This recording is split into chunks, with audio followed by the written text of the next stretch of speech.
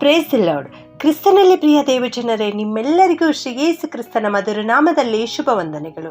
ಈ ದಿನದ ದೇವರ ವಾಕ್ಯ ಯೋಹಾನನು ಬರೆದ ಸುವಾರ್ತೆ 19ನೇ ಅಧ್ಯಾಯ 4ನೇ ವಚನ. ಅವನನ್ನು ನಿಮ್ಮ ಬಳಿಗೆ ಹೊರಗೆ ತರುತ್ತೇನೆ, ನೋಡಿರಿ. John chapter 19 verse 4. Look, I will bring him out here to you. ಈ ಮಾತನ್ನು ಪಿಲಾತನು ಯಹೂದ್ಯರಿಗೆ ಹೇಳ್ತಾ ಇದ್ದಾನೆ. ಆ ಯಹೂದ್ಯರು ಯೇಸು ಸ್ವಾಮಿಯನ್ನ ಪಿಲಾತನ ಬಳಿಗೆ ನ್ಯಾಯ ವಿಚಾರಣೆಗಾಗಿ ಕರೆದುಕೊಂಡು ಬಂದಿದ್ದರು. ಆಗ ಪಿಲಾತನು ಯೇಸುವನ್ನು ಕೊರಡೆಯಿಂದ ಹೊಡಿಸುತ್ತಾನೆ.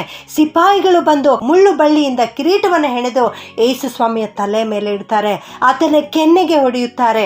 ಆಮೇಲೆ ಅವನಲ್ಲಿ ಯಾವ ಅಪರಾಧವೂ ಕೂಡ ನನಗೆ ಕಾಣುತ್ತಾ ಇಲ್ಲ, ಆದ್ದರಿಂದ ಅವನನ್ನು ನಿಮ್ಮ ಬಳಿಗೆ ಹೊರಗೆ ತರುತ್ತೇನೆ, ನೋಡಿರಿ ಎಂಬುದಾಗಿ ಪಿಲಾತನು ಜನರಿಗೆ ಹೇಳಿದಾಗ ಆ ಜನರು ಗಟ್ಟಿಯಾದ ಸ್ವರದಿಂದ ಅವನನ್ನು ಶಿಲುಬೆಗೆ ಹಾಕಿಸು ಎಂಬುದಾಗಿ ಕೂಗುತ್ತಾರೆ. ಪ್ರಿಯರೇ, ಹೌದು, ನಮ್ಮ ಯೇಸು ಸ್ವಾಮಿಗೆ ಕೆನ್ನೆ ಮೇಲೆ ಹೊಡೆದಿದ್ದಾರೆ, ತಲೆ ಮೇಲೆ ಮುಳ್ಳಿನ ಕಿರೀಟವನ್ನು ಇಟ್ಟಿದ್ದಾರೆ, ಮೈಯೆಲ್ಲ ಚಾಟಿ ಹೊಡೆತವನ್ನು ಹೊಡೆದಿದ್ದಾರೆ, ಕೊರಡೆಗಳಿಂದ ಹೊಡೆದಿದ್ದಾರೆ, ರಕ್ತ ಸುರಿಯುತ್ತಾ ಇದೆ.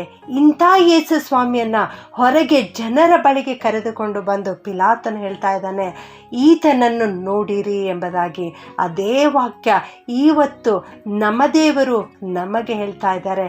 ನನಗಾಗಿ ನಿನಗಾಗಿ ಯೇಸು ಸ್ವಾಮಿ ಪಟ್ಟಿರ್ತಕ್ಕಂಥ ಕಷ್ಟವನ್ನು ಒಂದು ಸಾರಿ ದೃಷ್ಟಿಸಿ ನೋಡು. ನಿನ್ನ ಮನೋನೇತ್ರದಿಂದ ಯೇಸುವನ್ನು ನೋಡು.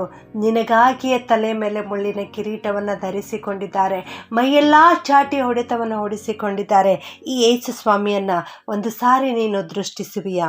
ಯೆಶಾಯ 53ನೇ ಅಧ್ಯಾಯದಲ್ಲಿ ನಾವು ನೋಡ್ತೇವೆ, ನಾವು ಆತನನ್ನು ನೋಡಿದಾಗ ಆತನಲ್ಲಿ ನೋಡತಕ್ಕ ಯಾವ ಲಕ್ಷಣವೂ ಕಾಣಲಿಲ್ಲ, ಅವನಲ್ಲಿ ಯಾವ ಅಂದಚಂದಗಳೂ ಇರಲಿಲ್ಲ ಎಂಬುದಾಗಿ. ಹೌದು, ನಮ್ಮ ದೇವರು ಸರ್ವಾಂಗ ಸುಂದರನು. 10,000 ಜನರಲ್ಲಿ ಅತಿ ಶ್ರೇಷ್ಠನಾದ ನನ್ನ ಯೇಸು ಸ್ವಾಮಿ ಇವತ್ತು ಯಾವ ಅಂದಚಂದ ಇಲ್ಲದೆ ಶಿಲುಬೆಯಲ್ಲಿ ತೂಗಾಡ್ತಾ ಇದ್ದಾನೆ. ಆ ಜನರ ಮುಂದೆ ನಿಂತಿದ್ದಾನೆ. ಪಿಲಾತನು ಹೇಳ್ತಾ ಇದ್ದಾನೆ, ಈತನನ್ನು ನೋಡಿರಿ ಎಂಬುದಾಗಿ. ಹೌದು, ಪಿಲಾತನು ಯೇಸು ಸ್ವಾಮಿಯನ್ನ ಆ ಜನರಿಂದ ಬಿಡಿಸಬೇಕು ಎಂಬುದಾಗಿ ಪ್ರಯತ್ನಿಸ್ತಾ ಇದ್ದಾನೆ. ಆದರೆ ಆ ನಿಷ್ಕರುಣಿಗಳಾದ ಯಹೂದ್ಯರು ಯೇಸು ಸ್ವಾಮಿಯನ್ನ ಕರುಣಾ ದೃಷ್ಟಿಯಿಂದ ನೋಡುತ್ತಾ ಇಲ್ಲ.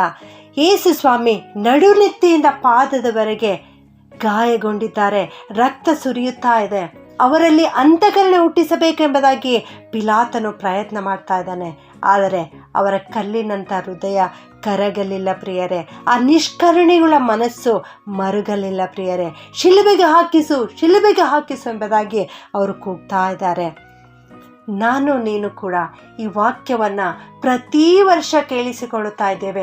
ಶ್ರಮ ಮರಣದ ದಿವಸಗಳಲ್ಲಿ ಈ ವಾಕ್ಯ ಪದೇ ಪದೇ ಕೇಳಿಸಿಕೊಳ್ಳುತ್ತಾ ಇದ್ದೇವೆ. ನಾವು ಯೇಸು ಸ್ವಾಮಿಯನ್ನು ನೋಡುತ್ತಾ ಇದ್ದೇವಾ?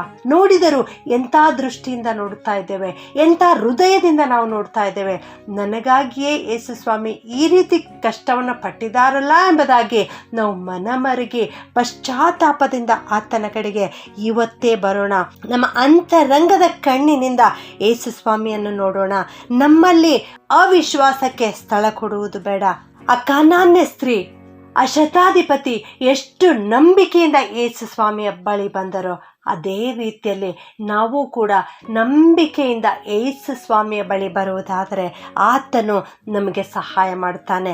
ನಿಮ್ಮಲ್ಲಿ ಒಂದು ವೇಳೆ ನಂಬಿಕೆ ಕಡಿಮೆಯಾಗಿದ್ದರೆ ಇವತ್ತೇ ದೇವರಿಗೆ ಪ್ರಾರ್ಥನೆ ಮಾಡಿರಿ, ಕರ್ತನೇ ನನ್ನ ವಿಶ್ವಾಸವನ್ನು ಬಲಪಡಿಸು, ನನ್ನ ನಂಬಿಕೆಯನ್ನು ಹೆಚ್ಚಿಸು, ನನ್ನಲ್ಲಿರುವ ಅಪನಂಬಿಕೆಯನ್ನು ಹೋಗಲಾಡಿಸು ಎಂದು ನೀನು ಪ್ರಾರ್ಥನೆ ಮಾಡುವುದಾದರೆ ದೇವರು ಇವತ್ತೇ ನಿನ್ನನ್ನು ಆಶೀರ್ವದಿಸುತ್ತಾರೆ, ನಿನ್ನ ನಂಬಿಕೆಯನ್ನು ಹೆಚ್ಚಿಸುತ್ತಾರೆ.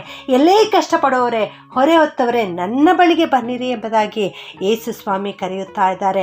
ನಿನ್ನ ಕಷ್ಟವೆಲ್ಲ ಪರಿಹಾರವಾಗುತ್ತದೆ. ನೀನು ಯೇಸು ಸ್ವಾಮಿಯ ಬಳಿ ಬಾ. ನಿನಗಾಗಿಯೇ ಯೇಸು ಸ್ವಾಮಿ ಶ್ರಮೆಯನ್ನು ತಾಳಿದ್ದಾರೆ. ಈತನ ಹತ್ತಿರ ನೀನು ಬಾ. ಯೇಸು ಸ್ವಾಮಿ ನಿನಗಾಗಿಯೇ ಸಕಲ ಕಷ್ಟವನ್ನು ತಾಳ್ಮೆಯಿಂದ ಸಹಿಸಿಕೊಂಡಿದ್ದಾರೆ. ಈ ತಾಳ್ಮೆ ಸ್ವರೂಪಿಯಾದ ಯೇಸು ಸ್ವಾಮಿಯನ್ನು ನೋಡು. ತ್ಯಾಗಮಯಿಯಾದ ಯೇಸು ಸ್ವಾಮಿಯನ್ನು ಒಂದು ಸಾರಿ ನಿನ್ನ ವಿಶ್ವಾಸದ ದೃಷ್ಟಿಯಿಂದ ಆತನನ್ನು ನೋಡು. ಆತನ ಪಾದವನ್ನು ಹಿಡಿದುಕೋ. ದೇವರು ನಿನ್ನನ್ನು ನಿನ್ನ ಪಾಪದಿಂದ ಬಿಡುಗಡೆ ಕೊಟ್ಟು ನಿನ್ನನ್ನು ಆಶೀರ್ವದಿಸುತ್ತಾರೆ. ಪ್ರಾರ್ಥನೆ ಮಾಡಿಕೊಳ್ಳೋಣ. ಪ್ರೀತಿಯ ಪರಲೋಕದ ತಂದೆಯೇ, ಪ್ರಿಯ ಯೇಸು ಸ್ವಾಮಿಯೇ, ನಿಮಗೆ ಸ್ತೋತ್ರಪ್ಪ. ನಮ್ಮ ಕಣ್ಣುಗಳನ್ನು ತೆರೆ ಸ್ವಾಮಿ. ನೀವು ನನಗಾಗಿಯೇ ಇಷ್ಟೊಂದು ಶ್ರಮೆಯನ್ನು ಅನುಭವಿಸಿದ್ದೀರಿ, ಇಷ್ಟೊಂದು ಕಷ್ಟವನ್ನು ಅನುಭವಿಸಿದ್ದೀರಿ. ಚಾಟಿಯ ಹೊಡೆತ, ಕೊರಡೆಗಳಿಂದ ಹೊಡೆತ, ತಲೆ ಮೇಲೆ ಮುಳ್ಳಿನ ಕಿರೀಟ, ಎಷ್ಟು ನೋವನ್ನು ಅನುಭವಿಸಿದ್ದೀರಿ ಸ್ವಾಮಿ.